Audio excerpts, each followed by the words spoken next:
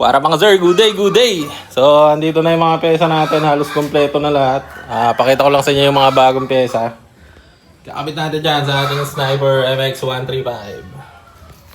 So, ito yung review natin nung nakaraan o in-unbox natin nung nakaraan na Spec B 61mm Chrome bore forged piston na black.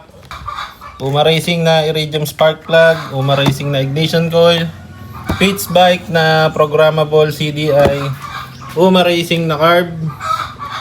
Tapos ito yung mga bagong pyesa. Pakita ko sa inyo. Ito nga pala yung ating HUN na Sniper 155 na pipe. HUN by Racing Monkey. I-convert natin yan sa build natin. Tapos ito yung mga pyesa. Unbox natin. Pakita natin sa inyo. Let's go!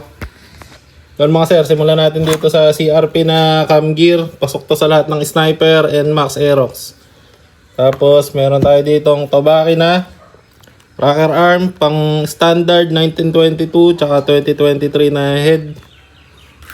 Tapos Python Lighttech na cam bearing. So pag mga bearing magpa-Python na tayo mga sir. Tapos Uma Racing na rocker arm pin. So napaka-solid nito. Tobaki na valve spring 3.0. Tobaki na camshaft, yung BR series. Parang 6.8 yung dip nito. Ay, sorry, 5.8. Pero dapat yung BR1 yung bibiling ko, yung 6.0. Parang namali ako ng bili, pero ito na lang gagamitin natin. Tapos, Tobaki na genuine valve seals. Apat yan. 1, 2, 3, 4. Tapos, ito yung pinaka-special sa lahat.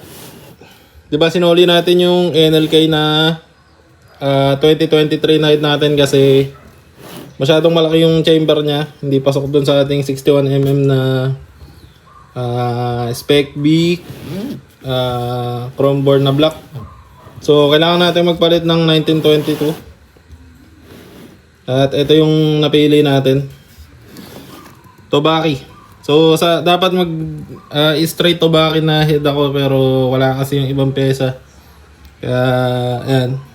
Pero okay naman lahat ng pyesang nabili natin, okay lahat ng brand na yan. Tapos ito unbox natin. Napaka-solid ng kahon.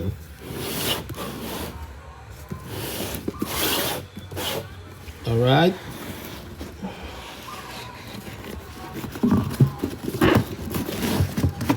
Binuksan mo siya, ganyan.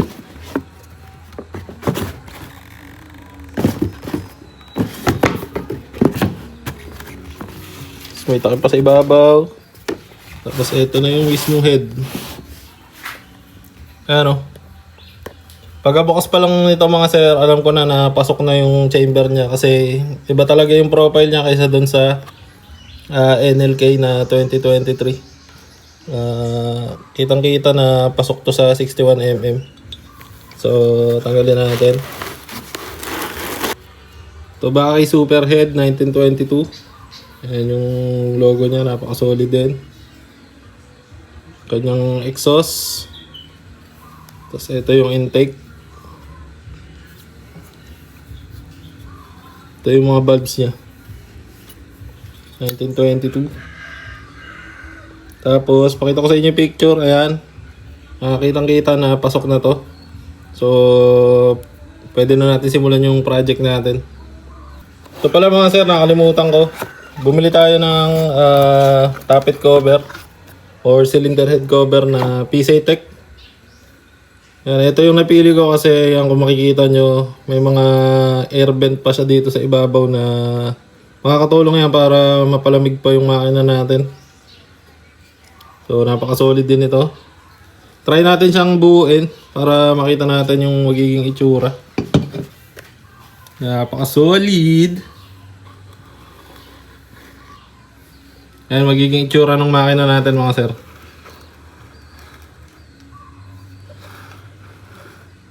Alright. Kaya pala nakalimutan ko, wala pa pala tayo nung manifold. Para dito sa specific para dito sa superhead na to. So order pa tayo ng manifold kasi hindi pwede dito yung stock na manifold. Kasi nakita niyo yung shape nung intake niya. Pa number 8. So, yan mismo yung kailangan natin bilhin. Tapos, yun. Tutuloy lang natin yung paglinis ng kanyang makina. Bibiyakin natin kasi ito na. Bumili na rin tayo ng mga tools na gagamitin natin. Ito yung puller na para dun sa sniper. Tapos, ayan, bumili din tayo ng dalawang torque wrench para hindi tayo makasira ng makina kasi ngayon pang tayo magbubuo ng sariling makina. Tapos, ito mga tornilyo pamingin, tapos yung gasket maker. Alam nyo na yan mga sir. So ayan mga sir, sama-sama natin buuin to tapos abangan na lang natin. Let's go!